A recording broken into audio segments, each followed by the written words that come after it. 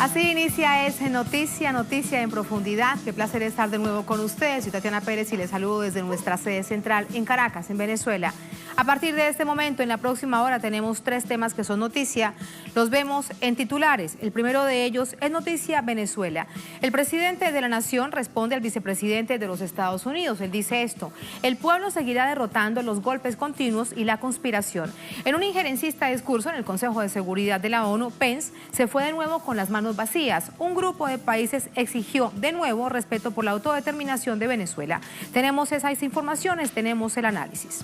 Segundo tema que es en noticia: Argentina. Desde esta nación del sur del continente, la canción política envía un claro mensaje a los pueblos, no solamente de América, del mundo. La disputa de la región debe ser ganada por la dignidad. Uno de los más reconocidos intérpretes y compositores en esta nación es Daniel De Vita, mejor conocido como Doble D. Esta semana lanzó una canción por Venezuela. Se las presentamos y conversaremos con él. Tercer tema que es noticia: Perú. El expresidente, que pasó a la historia por una frase célebre que seguramente ustedes recordarán, abrimos comillas, América Latina es como un perro simpático que está durmiendo en la alfombrita y no genera ningún problema, está en la cárcel. La Fiscalía toma la decisión por considerar que podría fugarse. Veremos las razones que hay detrás de esta decisión que toma la justicia. En el Noticia que así comienza. Bienvenidos, bienvenidas.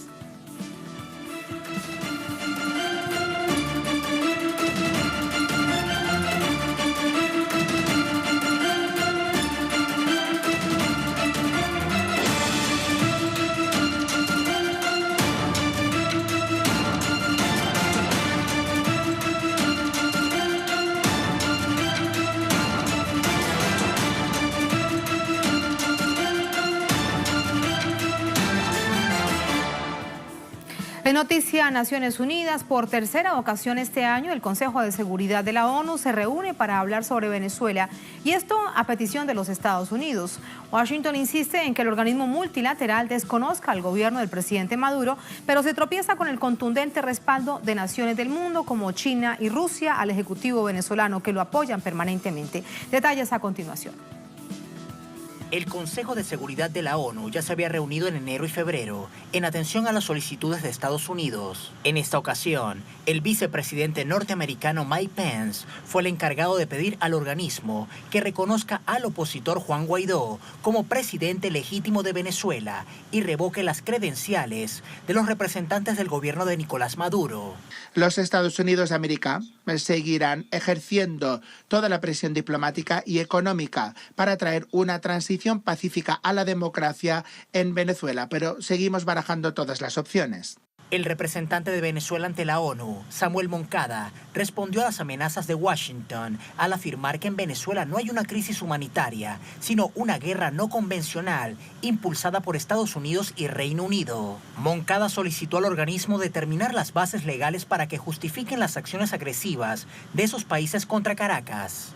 Que las acciones humanas que han creado esta situación son parte de un plan de destrucción económica programada por el gobierno de Estados Unidos y del Reino Unido, con el fin de estrangular la economía nacional, provocar el máximo sufrimiento social, erosionar las capacidades de nuestra nación para sostenerse y al final provocar una implosión que permita una intervención militar extranjera.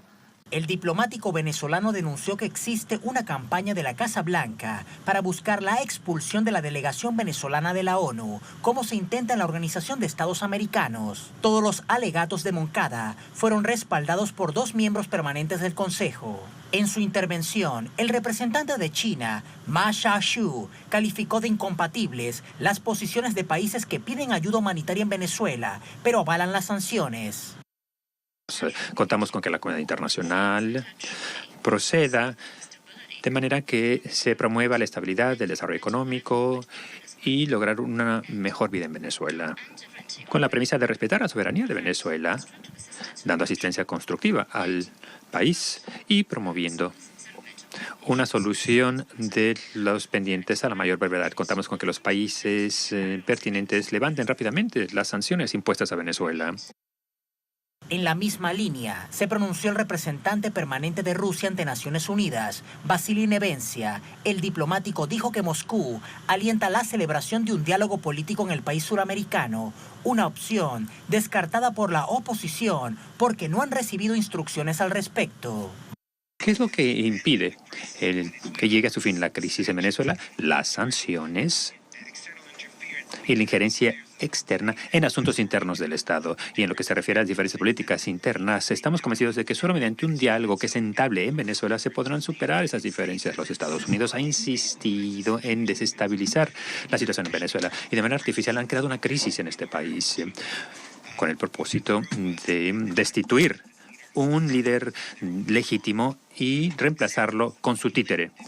Bajo las presiones de Estados Unidos, la OEA aprobó la víspera una resolución que reconoce a Gustavo Tarre como representante permanente designado por la Asamblea Nacional en desacato, dirigida por Juan Guaidó. La acción acaba de quebrar los principios que rigen el organismo continental. Con el mismo propósito en la ONU, Washington volvió a tropezar con naciones consideradas enemigas que defienden los principios del derecho internacional. Y sobre el discurso del vicepresidente de Estados Unidos, Mike Pence, en Naciones Unidas, en el Consejo de Seguridad de la ONU, hay reacciones desde Venezuela. De esto conversamos con nuestro corresponsal Luis Tavera desde nuestra sala de noticias. Hola Luis, muy buenas noches. Esta tarde ha respondido al respecto el presidente de la Nación. ¿Qué dijo? Hola Tatiana, un saludo a ti, a la audiencia que sintoniza en las pantallas de Telesur. Con respecto a este discurso que encabezara el vicepresidente de Estados Unidos, Mike Pence, desde el seno de la Organización de las Naciones Unidas, el mandatario venezolano rechazaba una vez más y ponía sobre la mesa todas estas pruebas que siguen develando que se trata de un plan orquestado y encabezado por la administración, en este caso de Donald Trump, de pretender quebrantar lo que es el modelo socialista que impera acá en Venezuela. Pero no solamente el presidente Nicolás Maduro denunciaba esta acción, sino que además se refería en un contexto donde ya hace más de 17 años se ha intentado por parte de los Estados Unidos implementar un golpe de Estado. Sin embargo, el mandatario venezolano afirmaba y recordaba que solamente es el poder ejecutivo, es la Constitución de Venezuela quien puede ejercer el derecho para poder elegir, poder gerenciar acá en Venezuela y no estos gobiernos paralelos que Estados Unidos, como decía el presidente, está acostumbrado a implementar en algunos países. Y también recordaba que Venezuela es un país que disfruta de una autodeterminación y esto gracias a la llegada del líder de la revolución, Hugo Chávez, quien plasmó una carta magna para poder darle el derecho a todos los venezolanos. Pero vamos a escuchar cómo lo denunciaba el presidente Nicolás Maduro. Se cree en el imperio que manda, que gobierna, que quita, que pone. No, señor Pence, en Venezuela, debe saber usted, el presidente de la República no lo pone usted, señor Mike Pence, ni Donald Trump. El presidente de la República lo elige el pueblo en elecciones libres, constitucionales, democráticas y transparentes. Así de sencillo. El presidente, Tatiana, también se refería a los recientes ataques que han formado parte o componentes claves a lo que es este plan orquestado para buscar desestabilizar la tranquilidad acá en Venezuela. Pero también decía que, por ejemplo, lo que ocurría en la Organización de Estados Americanos, este escenario que se busca implementar para poder impulsar sanciones en contra de Venezuela, será derrotado una vez más por justamente esta conciencia política que posee el pueblo de Venezuela. Seguimos escuchando al presidente. Aquí hay un pueblo con dignidad, con conciencia. Y así como hace 17 años derrotamos el golpe de Estado que su imperio le dio al comandante Chávez, hoy el pueblo venezolano va a seguir derrotando los golpes continuos, la conspiración permanente y el deseo de ustedes de un cambio de régimen en Venezuela. En Venezuela manda la Constitución, en Venezuela manda el pueblo. Y seguirá siendo así. Tatiana, esto coincide, esto que escuchábamos del presidente Nicolás Maduro, esta resistencia y esta lucha que ha llevado el pueblo de Venezuela con respecto a este asedio internacional. Hoy también se evidenció desde las calles en esta instalación de tribunas antiimperialistas que también denunciaban este asedio internacional, este golpe de Estado en desarrollo que se implementa en contra de la Constitución de Venezuela. Y en esta conversación que tuvimos con los ciudadanos que asistían ahí, movimientos sociales, movimientos políticos y también ciudadanos en general, quienes se acercaban a escuchar los discursos que protagonizaban estos asistentes a esta tribuna antiimperialista. Ellos decían que es cierto, que no se trata de defender a un presidente, no se trata de defender a un partido político, está en juego es justamente esta soberanía. Y en los discursos que además se escuchaban en esas tribunas antiimperialistas, que no solamente se instalaron aquí en Caracas, sino en todo el territorio nacional, todos coincidían en el mismo clamor: el respeto a la Constitución y que se continúe este camino de la paz que han logrado los venezolanos justamente en estos años de revolución, Tatiana. Gracias por entregarnos todos esos detalles. Esta es la visión que se tiene desde Venezuela con lo sucedido en el Consejo de Seguridad de Naciones Unidas. Luis, buenas noches. Gracias. Vamos con el análisis. Para ello nos acompaña Jorge Luis Ubertalli. Él es periodista, articulista, analista internacional. Nos acompaña desde Buenos Aires. Jorge Luis, ¿cómo estás? Buenas noches. Bien, buenas noches. ¿Cómo están ustedes? Saludos. Muchas gracias. Gracias por llamar. Gracias a ti, Jorge Luis. ¿Por qué un nuevo intento con la misma fórmula aplicada del gobierno de Estados Unidos para que haya un consenso sobre Venezuela, si bien saben lo que va a suceder? ¿Cuál crees que es el objetivo? ¿Cuál es la pretensión? El objetivo de Estados Unidos es desestabilizar al gobierno venezolano y poner, como dice, ya se sabe, un títere como Guaidó. Lo que pasa es que lo que dijo este hombre Pence ahí en las Naciones Unidas suena como si fuera una especie de, no sé, de emperador romano que quiere decidir qué hace cada país en su vida. Y me parece que es fruto de la desesperación. En Estados Unidos hay unas controversias muy fuertes, hay dobles mensajes, uno dice una cosa y otro dice otra. Yo le pongo el caso, por ejemplo, de este señor Pence. El año pasado mandó al Congreso un proyecto para crear una sexta fuerza espacial con $8.000 millones de presupuesto que iba a empezar a operar en el 2020. Hace poco los Estados Unidos boicotearon y en ese momento a Pence lo apoyó el presidente Trump. Y hace poco los Estados Unidos boicotearon una resolución de unos expertos que planteaban que no se debía desarrollar una guerra del espacio, y ellos la boicotearon porque están violando un tratado de 1967 que impide, en aquel momento se hizo la Unión Soviética, la hizo el Reino Unido y Estados Unidos, que impide la militarización del espacio. Esto es una cosa. Por otro lado, hace poco el presidente Trump le dijo a China y a Rusia que tenían que que los tres, tanto Estados Unidos como China y Rusia, tenían que dejar de producir armas nucleares y gastar el dinero en cosas más positivas. ¿A quién le cree uno? Mientras están estimulando esto, están diciendo otra cosa. Es un país donde no se le puede creer nada a nadie y que tiene un gran primitivismo y una gran agresividad en contra de los países que no se les someten. Y como tienen problemas en varias partes del mundo, quieren considerar que América Latina o Indoamérica Latina sigue siendo su patio trasero y Venezuela, Jorge, pero fíjate algo, a tocar para seguir después con Cuba. Sí, sería realmente muy tonto pensar que el gobierno de los Estados Unidos no va a conocer con total claridad cuál es la postura de China y Rusia con respecto a Venezuela, que se deben mantener los principios de autodeterminación, los principios propios de la Organización de Naciones Unidas: autodeterminación, soberanía, no injerencia en los asuntos internos de las naciones. Tres asuntos fundamentales que han planteado siempre en este año, en los tres encuentros en el Consejo de Seguridad de Naciones Unidas, China y Rusia de manera permanente. Pero ahora de nuevo van y lo convocan. ¿Qué es entonces lo que están buscando? ¿O es que detrás de bambalinas se están tejiendo algo que no sabemos? No sé qué puede tejer entre bambalinas, porque las Naciones Unidas, el Consejo de Seguridad de Naciones Unidas no es la OEA. Ellos creen que porque la OEA pudieron de alguna forma presionar a los gobiernos para que reconozcan lo que han reconocido. La OEA siempre ha sido un ministerio de colonia de los Estados Unidos, pero no las Naciones Unidas. Y ahora Rusia y China tienen poder de veto, están en el Consejo de Seguridad. Entonces no se entiende qué quieren lograr con esto. Yo creo que lo que quieren lograr es darle un mensaje a algunos elementos ultra reaccionario de los Estados Unidos en función de las elecciones del año que viene, porque no se entiende por qué van a plantear eso ahí. Lo que sí se sabe que son tan cínicos que plantean que quiere darle ayuda humanitaria a Venezuela ahora de 60 millones de dólares. Ya le dieron, según dicen, le dieron antes varios millones de dólares, quieren dar ahora 60 millones de dólares. Pero en la situación humanitaria de Venezuela, si realmente ocurre, es por el bloqueo de los Estados Unidos, que desde el 2013 viene bloqueando el país y le ha hecho perder 345 mil millones de dólares. O sea, que están haciendo lo mismo que hicieron con Cuba en su momento, ahora vuelven otra vez por Cuba, y vuelvo a insistir, ellos lo que quieren es derrotar al gobierno venezolano, poner un títere y después seguir con Cuba, con Nicaragua y con todos los países que no se les someten para establecer un reinado o un imperio en nuestra América. Y yo creo que no lo van a poder lograr porque la historia no vuelve para atrás.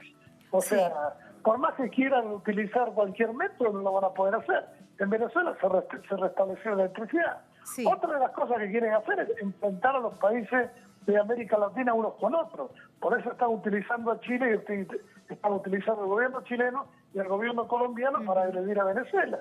Hace poco, cuando los cortes de último de luz se hicieron desde Chile y de Colombia, como se sabe. Entonces están intentando dividir para reinar por un lado y por otro lado sentar nuevamente precedentes para una intervención que no sé hasta dónde va a llegar porque no van a poder intervenir militarmente.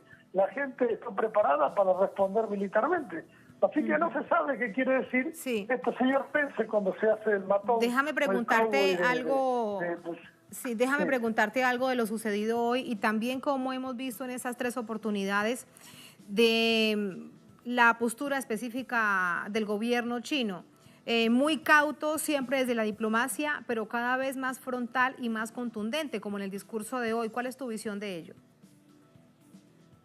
Y el gobierno chino es frontal y contundente porque también, aparte de tener una posición bien clara con respecto a Venezuela, el gobierno chino también está sufriendo las intrigas de los Estados Unidos que están molestando a China a través de Taiwán. Ustedes saben que hace poco 2 cazas chinos sobrevolaron el estrecho de Taiwán porque Estados Unidos está restableciendo relaciones militares, estableciendo estableciendo militares desde el 2005, pero ha enviado militares en actividad a Taiwán, y la presidenta de Taiwán tiene un sesgo independentista, como se sabe, quiere secesionar a Taiwán de China, y eso no lo van a permitir los chinos. Aparte de la guerra comercial, hay una guerra geopolítica en esa zona, y los Estados Unidos también quieren aprovechar el conflicto que hay con China y los países en el mar meridional chino con el tema de Taiwán. Entonces, obviamente, no solamente China tiene una posición con respecto a Venezuela clara, sino también tiene una posición clara con respecto a una sola China que están planteando cosas que los norteamericanos las quieren sancionar. Ustedes saben que desde que asumió Trump, Estados Unidos inauguró una embajada de Estados Unidos en Taiwán, cuando Taiwán es parte de China, no existe como país. Entonces, yo creo que por eso China reacciona de esta forma, porque obviamente tiene que reaccionar así. ¿Qué les puedo decir? Lo mismo que Rusia. Están generando intrigas en todas partes y obviamente lo único que van a lograr es que los países reaccionen como es debido. Este señor Pence dijo que había 54 países que reconocían a Guaidó, pero hay 195 estados en las Naciones Unidas. O sea que es menos de la mitad los que reconocen a este títere de los Estados Unidos. Así que realmente no tiene ninguna lógica esto. Creo que es un mensaje que se da para los halcones de Estados Unidos internos, y creo que también hay contradicciones ahí entre el poder real y los que gobiernan, porque como siempre hubo, el poder real no es el que gobierna, sino está entre bambalinas, en el complejo militar industrial, en el capital financiero, bueno, como ya los que analizamos estas cosas ya sabemos. Así que, ¿qué les puedo decir? La posición de China y la posición de Rusia es la posición que tienen que tener. Sin duda, son las posiciones que están apegadas, más allá de si se quiere creer o no se quiere creer, son las posiciones que están apegadas a Naciones Unidas, que de hecho debe estar muy preocupada por lo que está pasando con el derecho internacional y cómo se nota cada vez más su fractura. Ahora, si algo bueno debe verse de este escenario, te pregunto, Jorge Luis, es que ante este Consejo de Seguridad se presenta o es el canciller de Venezuela, en este caso es el embajador Samuel Moncada, ante una tribuna internacional que quieran o no los medios que bloquean de manera permanente a Venezuela, algo contarán. ¿Qué piensas de eso? ¿Que están bloqueando Venezuela? Por supuesto, Bueno, que bloquean conferencia de prensa, mediáticamente a bien. Venezuela. Los titulares de Venezuela no salen, Sí, salvo bueno, lo que se diga desde los Estados Unidos. Ustedes saben lo que es la guerra de tercera y cuarta generación y saben que el proyecto del imperialismo en estos momentos es captar la mente de la gente, desinformándola a través de la guerra psicológica, operaciones de acción psicológica, y la desinformación forma parte de esto. La desinformación sobre Venezuela y sobre inclusive cosas que están sucediendo acá a través de la prensa llamada seria en la Argentina, tiene que ver con todo esto. No es ninguna novedad para nosotros. Si uno lee un libro de Sherman Kent que se llama Inteligencia Estratégica, que salió en 1948, Sherman Kent fue uno de los fundadores de la CIA, viene de la Organización de Servicios Secretos Norteamericanos durante la guerra, y en ese libro plantea lo que hay que hacer con los gobiernos que no les son afines. Habla de la guerra económica, de la zanahoria y el garrote, del asesinato, todo esto que está ocurriendo ahora y que hacen los Estados Unidos. Este señor se lo viene diciendo en ese libro, en Inteligencia Estratégica, cuando funda la CIA. Así que bueno, todo esto que está ocurriendo de la desinformación, la forma de pararlo es a través de la movilización popular, como hace Venezuela, y a través del pueblo armado y organizado, como están haciendo en Venezuela. A partir de la clarificación de la gente, de la movilización y del armamento popular y de las Fuerzas Armadas que están apoyando al gobierno del presidente Maduro, al gobierno legítimo, no van a poder actuar, van a seguir haciendo lo que hicieron toda la vida, inclusive lo que hicieron con Cuba y siguen haciendo ahora otra vez. Y con Nicaragua, ¿para qué seguir nombrando, no? Sí, ahora me queda algo por preguntarte y nos salimos del Consejo de Seguridad de Naciones Unidas de esta tercera jornada de este año 2019 y tiene que ver obviamente con más posturas del gobierno de los Estados Unidos. Esta semana emprende un viaje hacia América Latina. El secretario de Estado Mike Pompeo estará el próximo domingo en Cúcuta, en Colombia, en la frontera con este país, pero oh sorpresa, hoy el presidente Trump arremete de nuevo contra el presidente Duque. Dice que desde que llega el presidente Iván Duque al gobierno, al poder en Colombia, ha aumentado el envío de drogas y que además de esto hay criminales que se envían deliberadamente por parte del gobierno de Colombia hacia los Estados Unidos. A ver si entendemos qué es lo que está pasando allí, Jorge Luis. Y lo que yo entiendo es que hay una contradicción entre Trump y su gabinete.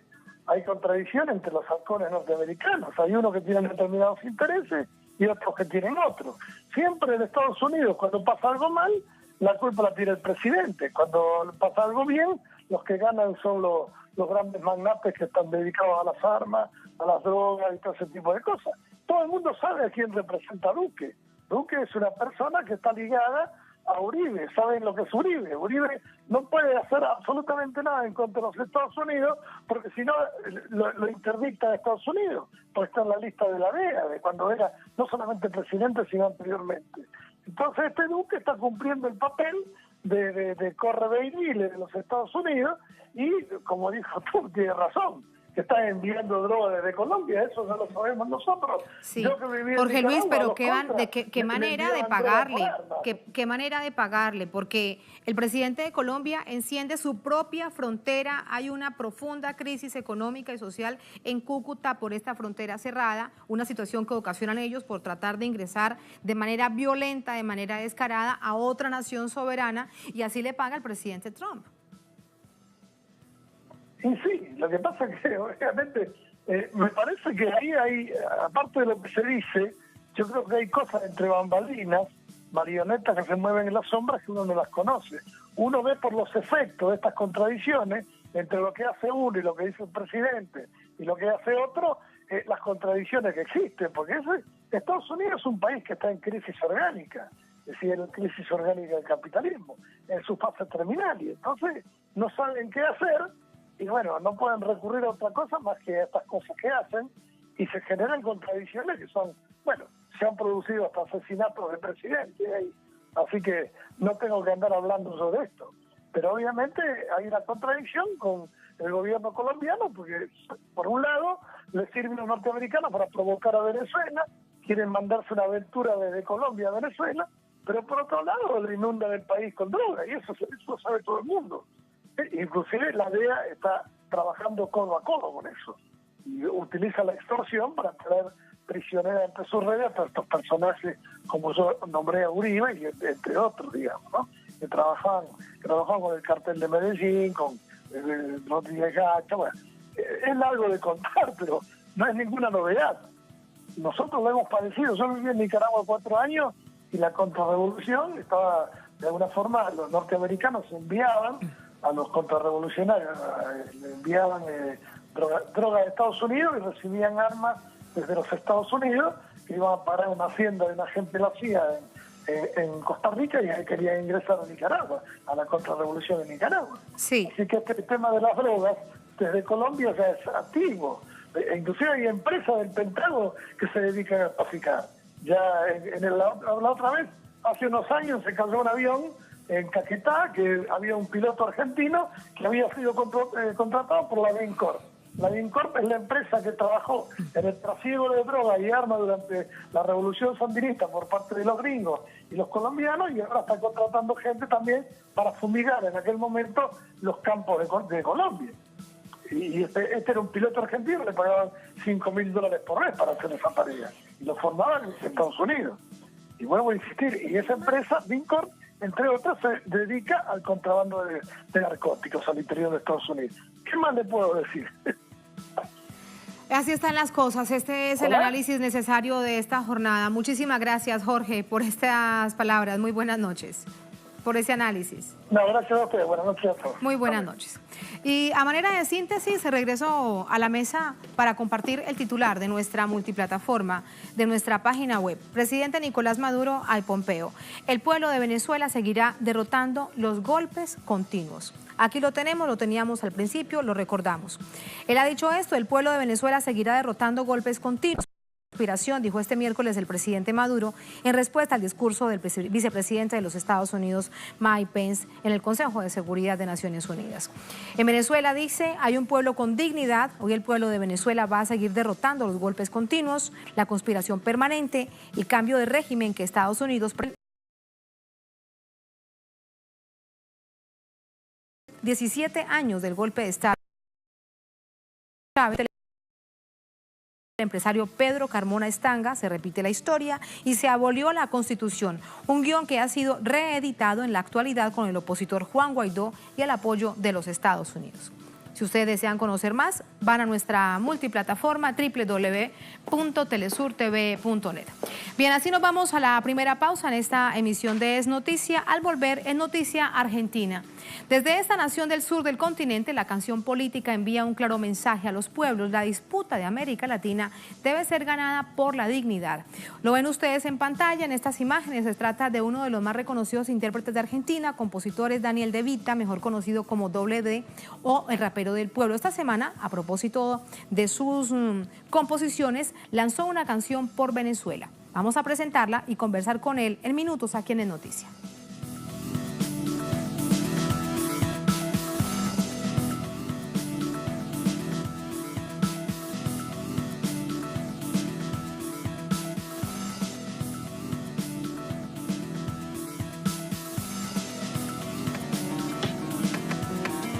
¿Quién fue el que derrocó a Zelaya en Honduras? ¿Cuántas veces repudiaste a viva voz la dictadura? ¿Cuántas veces viste en tapa Peña Nieto y en su etapa publicaste en tu Facebook algo sobre Ayotzinapa? ¿Cuántas veces viste en Twitter comentarios sobre Haití, fotos de sus hospitales o del hambre en su país? ¿Te da horror cómo asesinan a aborígenes en Chile? ¿O en Argentina y los despidos que son miles? No, somos parte del arte del fraude. Te dicen con qué indignarte, aguarden. Si el problema no es el yugo, es Maduro, el más duro peligro cuando madrugo. Es la inyección del odio que brota desde el podio. Canción para Venezuela de Daniel De Vita, Doble D, también conocido como el rapero del pueblo, nos acompaña desde Argentina. Daniel, ¿cómo estás? Buenas noches. Hola Daniel. ¿Cómo estás, Tatiana? Noches. Buenas noches, un placer saludarte. Igualmente, muchísimas gracias. Quiero preguntarte por esta canción por Venezuela. La he escuchado atentamente y hablas muy sintético de todo lo que sucede en América Latina con un contexto regional. ¿Cómo te cabe tanto en estos minutos? Bueno, eso es una particularidad que tiene el género que practico hace tantos años, que me enamoró de muy adolescente, ese poder de síntesis, ese poder de citar frases, autores, de contar cuestiones que tienen que ver con la historia y hacer referencias a cosas muy puntuales de la actualidad y de la coyuntura. Así que nada, es mérito del género que practicamos y la verdad que es muy útil a la hora de hablar de las causas de los pueblos. Sin duda, porque allí aparece todo. ¿Qué resultó ser lo más complejo para tratar de mostrarlo y explicarlo en esta canción que bien habla de la problemática interna y a nivel internacional que tiene Venezuela? Porque habla de un presidente autoproclamado en una plaza, habla de los ataques al presidente Maduro, de las agresiones al pueblo, etcétera, etcétera. Mirá, esto surge, nosotros venimos hace un tiempo utilizando la música para expresar distintas causas en contra del neoliberalismo, de la historia de opresión que vive el pueblo argentino, y hace un tiempo empezamos a encarar cuestiones internacionales, regionales. Estuvimos con un amigo de la casa, Sebastián Salgado, haciendo una primera campaña que se llamó Argentina no usa bases. A partir de ahí seguimos con Palestina, seguimos con Bolivia, Brasil, y a la hora de hablar de Venezuela, no sé si dificultad, mucha indignación y mucha vergüenza al ver ese festival de intervención militar, donde un montón de artistas de la región y algunos artistas particularmente argentinos se prestaron para ese circo vergonzoso, y la canción surgió como una manera de decir: pueblo venezolano, los argentinos no somos así, los artistas argentinos no somos así, no pisoteamos su soberanía, respetamos la voluntad popular. Y ese fue un poco el germen del tema y el norte con el que escribimos la canción. A propósito de esta parte de la canción por Venezuela, vamos a escucharla y vuelvo contigo, Daniel. Confiscan el dinero, después para los medios mandan lotes con fideos. Ayuda humanitaria sin sin precedentes. Ridículo como Guaidó jugando al presidente. Prostituto no es el que vende su cuerpo, prostituto es el artista que se presta para esto. Montana, Montaneria, Diego Torres en tarima. Vergüenza de que salgan estos tipos de Argentina, lamiendo el culo del imperio y de la elite. Por suerte existen serios, mi respeto a la Versuit como siempre. Inocentes sufren más, inocentes como Lula, como Amado y Jorge Glass. América Latina está en pugna, y si cae Venezuela se van a llenar las urnas. Y no de votos, no, de cenizas, de votos de la parca relucen una sonrisa. Lo dijo Evo, en Norteamérica no hay golpes, porque no hay embajada americana que los monte, confronten. Lo sentimos por el norte, el sol salió en el sur y vamos para el horizonte. No se la van a llevar de arriba, nunca es eterna una mentira. Allí nos recuerdas, Daniel, un hecho muy reciente. El pasado 23 de febrero, el show mediático que se arma con artistas de Argentina y de otras partes de América Latina. Artistas, todo hay que decirlo, artistas que para muchos, para millones de latinoamericanos son muy queridos, pero que han resultado bastante decepcionados por haberse prestado a una situación que bien era política y que no tenía nada de legalidad. ¿Cómo se vivió ese momento desde Argentina, que allí lo plasmas en la canción? Bueno, desde acá la verdad que resulta muy curioso, esta es una frase que decimos siempre, cuando hay que aclarar de que uno no se mete en política ni se involucra en política es porque estás operando políticamente, que esas fueron las frases donde se excusaron estos artistas, particularmente los argentinos, de que ellos no iban a hacer política ni a brindar ninguna opinión política, solo a cantarle a la paz. El tema es que iban a cantarle la paz a un evento que era totalmente político, y no político, sino que tenía que ver con la intervención militar del imperialismo norteamericano sobre un país soberano de América Latina. Con mucha vergüenza lo vivimos, mucha gente indignada, creo que esos artistas han perdido mucha credibilidad y es un poco también lo que queríamos abordar en la canción. Claro. Como otras, por ejemplo, es muy claro tu mensaje con respecto al gobierno del presidente Macri. Hay varias canciones que dan cuenta de ello, sobre todo por una situación tan difícil que está viviendo el pueblo argentino. ¿Cuáles son, digamos, desde tu visión, los asuntos más difíciles que está viviendo el pueblo argentino desde hace 3 años con la llegada del gobierno Macri, cuando vemos que ha pasado de la promesa de la felicidad, bueno, a una situación muy complicada para el bolsillo, para la situación social del pueblo argentino? Bueno, las cuestiones de la coyuntura actual de Argentina es algo que abordamos en todos los discos. Y nos causa mucha gracia de cómo se ha inventado a través de los medios de comunicación el mito de que Argentina está bárbaro, de que en Argentina está todo bien, incluso estafando a mucha gente que viene con la ilusión de venir a la tierra prometida de Mauricio Macri, cuando es una fantasía, y es la misma fantasía que se puede escuchar cuando él mismo relata sus discursos. Tenemos una canción puntualmente que se llama La Revolución de la Alegría, que ese era uno de los eslogans de campaña, donde mostramos un poco de qué se trata esa revolución de la alegría. Y es tremendo, el precio de los alimentos es una cosa infernal, las jubilaciones para nuestros abuelos, la cantidad los han dejado por debajo de la línea de pobreza. El presidente saliendo en los medios diciendo que los jubilados ganaban de mínima un número que lo inventó él en el momento. La verdad que la situación es tremenda. Venimos trabajando a través del arte y denunciando las cosas que están sucediendo en Argentina en este mismo momento. Y también es un poco evidenciarlo en esta canción sobre Venezuela, de cómo los medios tienen a sus niños mimados, de esos países donde supuestamente está todo bien.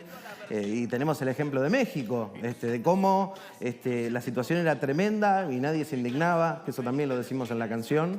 Y de los países amigos de Estados Unidos pareciera que está todo muy bien. Con la gente de Viralizando la Verdad hemos hecho un trabajo por WhatsApp. Esto lo hicimos acá en Argentina, de viralizando los videos a través del WhatsApp.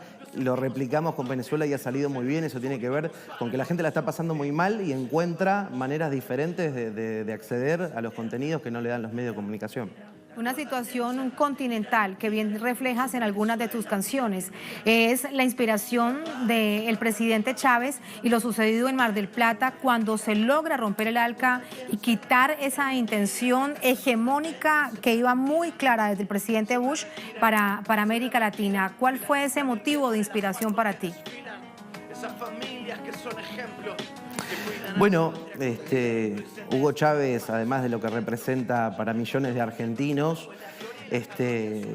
tiene muchísimo que ver con el compromiso político de muchos que éramos muy jóvenes. Yo era muy chico en esa época y fueron las primeras incursiones en la política, entender de que la política podía transformar, entender de que la política nos podía representar. Yo soy peronista, yo soy kirchnerista y Hugo Chávez tuvo mucho que ver con eso, el que vino a mostrarnos el camino, el que vino a decirle a los jóvenes involúcrense en la política, que ese es el camino, que se pueden transformar cosas. El neoliberalismo, el neoliberalismo ha buscado alejarnos a los pueblos de la política, alejarnos de la construcción del poder, alejarnos de esos lugares donde se toman las decisiones. Y Hugo Chávez tiene mucho que ver con que nos demos cuenta que si solamente nos dedicamos a criticar al poder, y los raperos sabemos mucho de eso, y no luchamos porque un representante, porque alguien del pueblo, un trabajador esté ocupando esos lugares, siempre vamos a ser las víctimas de la opresión y nunca vamos a poder cambiar nada. Me parece que ese, por lo menos para mí, es el legado más importante que me ha dejado Chávez y que nos ha dejado a todos, y teníamos ganas de reflejarlo en la canción, que cierre con sus palabras que han emocionado a toda una generación. Sin duda, con ese alca al carajo que evidentemente pasa y de qué manera a la historia. Vamos a escuchar, Daniel, ¿querías globos? Manera de interrogación, y regresamos con esta conversación. Vamos a ver. Una persona es tan importante lo que hace como lo que no está dispuesta a hacer. No voy a sacarle la ayuda a nadie. No voy a hablar y no escuchar. No voy a perseguir a quien piense distinto. Por eso yo te voy a contar lo que no voy a hacer. Otro despido más, mástico, más picos, más ganancias para más ricos, drástico, cántico. Evidencia un dolor romántico dedicado a corazones más fríos que el Ártico. Cortan presupuestos, el estado barato. Los ñoquis que desaparecen son los de tu plato. Odian la grasa, son un gobierno magro. Quitan retenciones, devalúan tu salario. Lloran los barrios, festeja el agro. Liberan el dólar y encarcelan a Milagro. Te FIFA la tarifa mensual, vino con plus. Es hora de pagar. Ahí estaba. De hecho, también recuerdas a referentes muy importantes a nivel interno que se han, digamos, internacionalizado por su lucha, aunque evidentemente partían de todo un componente local como Milagros Sala. Cuando reflejas todos estos hechos, también es claro que pasa el arte y la cultura por los hechos políticos del país. ¿Cómo recibe la gente hoy en día ese mensaje en Argentina? Bueno, el compromiso con los presos políticos desde el primer momento. Milagros Sala fue la primera en recibir el castigo de la oligarquía argentina. Ya lo venían avisando incluso antes de ganar las elecciones. Y Milagros Sala es una bandera para nosotros. Y después fueron siguiendo otros compañeros, Fernando Esteche, Luis Delía, Amado Vudú. Aprovecho desde aquí a mandarle un abrazo muy grande a Jorge Glass y toda su familia en Ecuador, y vemos cómo se replica el mismo modus operandi a todas las personas que le pueden hacer frente y poner en jaque este modelo económico que viene a hambrear a los pueblos, se los encarcela como las etapas más oscuras de nuestros pueblos. Y me parece que sí, tenemos varias canciones donde hablamos de los presos políticos, tenemos algunas específicas para cada uno de ellos. Es muy importante no dejar pasar estas cosas. Un pueblo que tolera tener a sus referentes, a los que más han hecho por los humildes, tras las rejas, es un pueblo que difícilmente logre su emancipación. Por eso los presos políticos, todos ellos son una bandera para nosotros. ¿Cuál es tu espacio natural para poder contar a través de la canción y de tus composiciones todo esto que le pega y le pega muy fuerte al gobierno, en este caso del presidente Macri, o a los gobiernos que se vean directamente involucrados, a los poderes de hecho que hay en este momento tratando de disputar nuestra América Latina? Y te lo pregunto porque en los medios y en las corporaciones mediáticas no hay cabida para este tipo de canción y de expresión. Voy a perseguir a quien piense distinto. Bueno, la verdad que es un trabajo colectivo, lograr romper ese cerco mediático, económico. La industria musical, obviamente, si los medios están cerrados para expresiones como estas, la industria de la música también. Y lo hacemos con mucho ingenio, con mucho cariño, a través de las redes sociales, a través de la calle, que es importante no abandonar la calle, expresiones públicas, estar donde quizás ellos no pueden estar, porque raramente uno de estos magnates esté caminando en la misma vereda que uno de nosotros. Y con ingenio, esta canción de Venezuela surge del laburo colectivo con Gustavo Arroyo, productor musical de la canción, con la gente del Instituto Prisma de Buenos Aires, que es gente que se dedica a difundir este tipo de contenidos y a dar charlas, con los medios populares, que son importantísimos.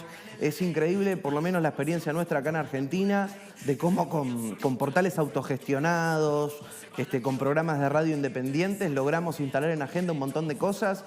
Y por citar un ejemplo, es el caso de Santiago Maldonado. Estuvo desaparecido en una represión del gobierno en el sur.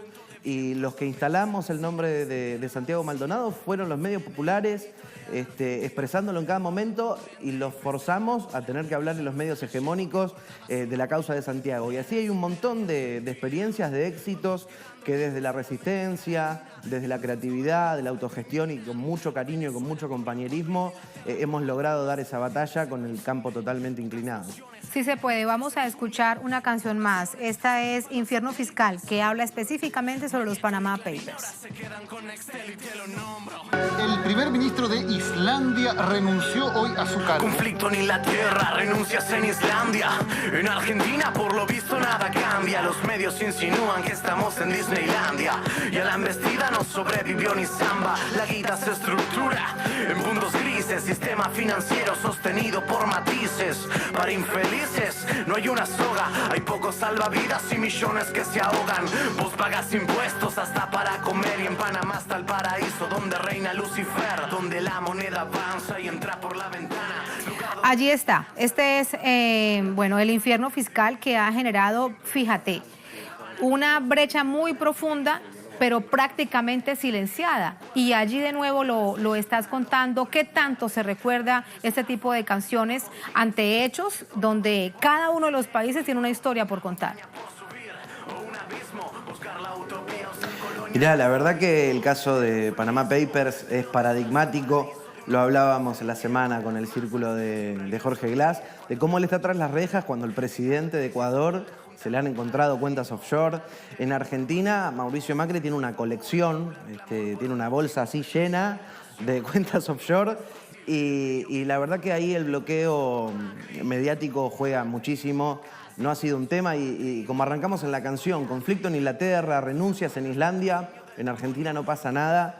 Tiene que ver con el bloqueo mediático y también con el timing, que muchas veces se decía en ese momento, porque esto fue ni bien asume, de decir, qué raro que salga todo esto justo cuando asume. Y era el momento, porque recién había accedido a la presidencia y era difícil, quizás él venía con una buena imagen positiva, que explotara eso y explotó en el momento que a él le vino mejor.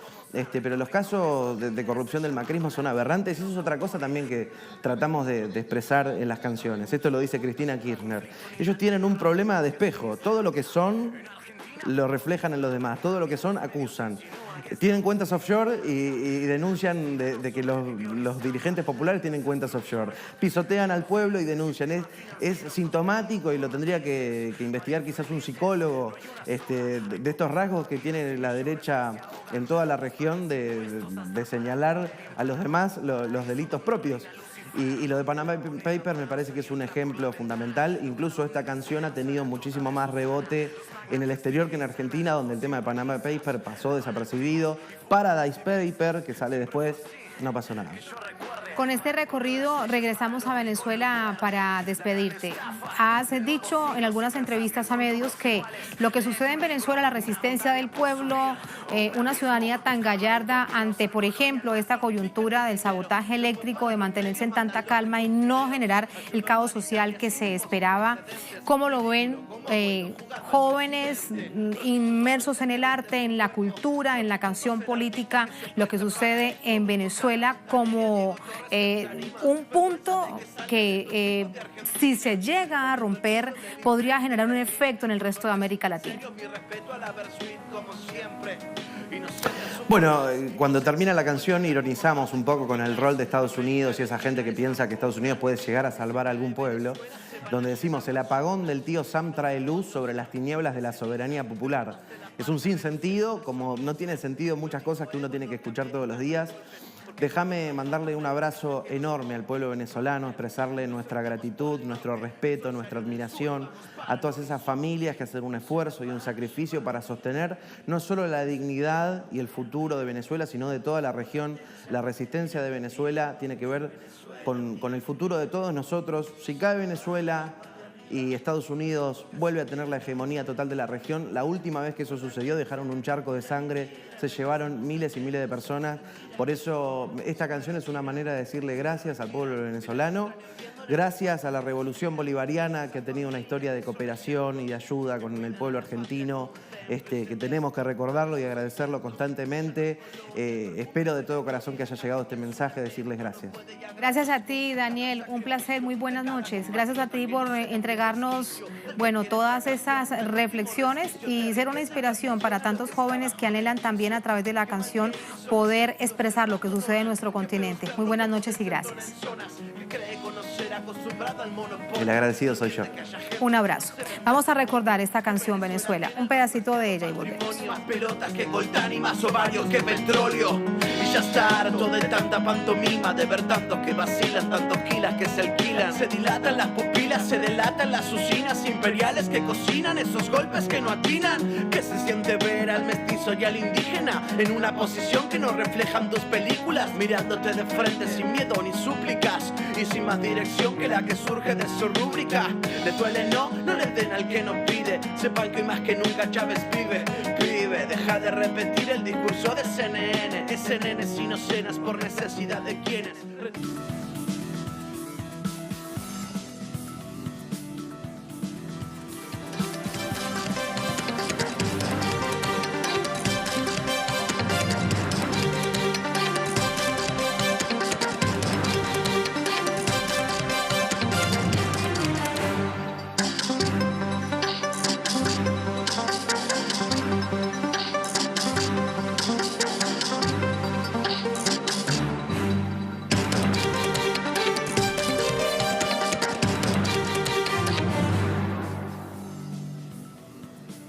En Noticia Perú, la polémica detención del expresidente Pedro Pablo Kuczynski, quien es acusado de actos de corrupción, lavado de dinero, abuso de poder, mientras ejercía cargos de alto nivel en el gobierno anterior a su presidencia. Vamos a revisar este hecho. El expresidente de Perú, Pedro Pablo Kuczynski, fue detenido de forma preliminar este miércoles. Tras ser solicitada por el Ministerio Público una detención de 10 días, la Fiscalía señaló que actúa en prevención de toda posibilidad de fuga. Ante las serias acusaciones, el expresidente peruano se expresó: hoy recibí la disposición del Poder Judicial de detenerme preliminarmente por 10 días. Es una arbitrariedad. He colaborado absolutamente con todas las investigaciones y he asistido puntualmente a todas las citaciones de las autoridades judiciales. Nunca rehuí de la justicia. Me allané absolutamente a todas las investigaciones. Nunca me opuse ni opongo a ninguna investigación. Es un momento muy duro para mí, pero lo afrontaré con la entereza de quien solo tuvo el anhelo de tener un mejor país. Kuczynski es investigado por presuntos delitos de lavado de activos, corrupción y ocultamiento de pruebas. La investigación arrojó que el exmandatario aplicó abuso de poder a través de varios de sus cargos durante su trayectoria como funcionario público. PPK, acusado de favorecer en varias oportunidades a la empresa Odebrecht a través de sus empresas de asesoría, First Capital y Westfield Capital, suma a la lista de acciones ilícitas numerosas transferencias en la modalidad de conversión.